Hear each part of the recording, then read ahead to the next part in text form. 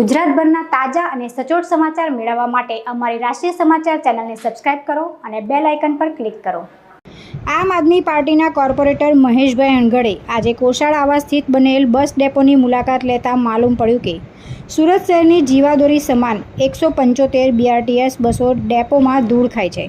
એનો કોઈ ધણી દોરી હોય જ ના અને પાલિકાએ રજડતી હાલતમાં છોડીને ભૂલી ગયા હોય તેવો ઘાટ સર્જાવા પામ્યો છે।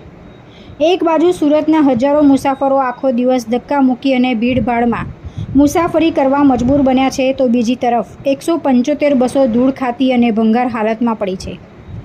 મહેશભાઈ અણગડે આ બાબતે વધુમાં જણાવ્યું હતું કે પાલિકાના અધિકારીને જાણ કરતાં જવાબ મળ્યો કે 40 બસ બંધ હાલતમાં છે, જ્યારે હંસા ટ્રાવેલ્સના ડેપો પર પરિસ્થિતિ જુદી જ બતાવે છે, જે શંકા ઉપજાવે છે। શું આ 175 બસ હું મહેશભાઈ અણગણ, કોર્પોરેટર, સુરત મહાનગરપાલિકા, આમ આદમી પાર્ટી। અત્યારે કોષાળ આવાસ ખાતે જે પરિસ્થિતિ છે, જે હંસા ટ્રાવેલ્સ કરીને કોઈ એજન્સી છે, માર્કો પોલોની તમામ બસો છે, આ ડેપો પર 175 કરતાં પણ વધારે બસો એકદમ જર્જરિત ખંડેર હાલતની અંદર કહી શકાય કે બધી બસો પડી છે। અને આના કારણે મુખ્ય પ્રોબ્લેમ એ થયો છે કે શહેરની અંદર હાલમાં જેટલા પણ રૂટ શરૂ છે એ રૂટની અંદર લોકોને ખીચોખીચ ભરાઈને જવું પડે છે। આવી પરિસ્થિતિ છે ત્યારે ખાસ ધ્યાન એ છે કે આટલી બધી બસો બંધ હોવા છતાં પણ શા માટે કોઈનું ધ્યાન નથી? આ પરિસ્થિતિ પાછળનું શું જવાબદાર કારણ હોઈ શકે છે? કેમ તંત્રને આ બાબતે કોઈ ધ્યાન દોરાતું નથી?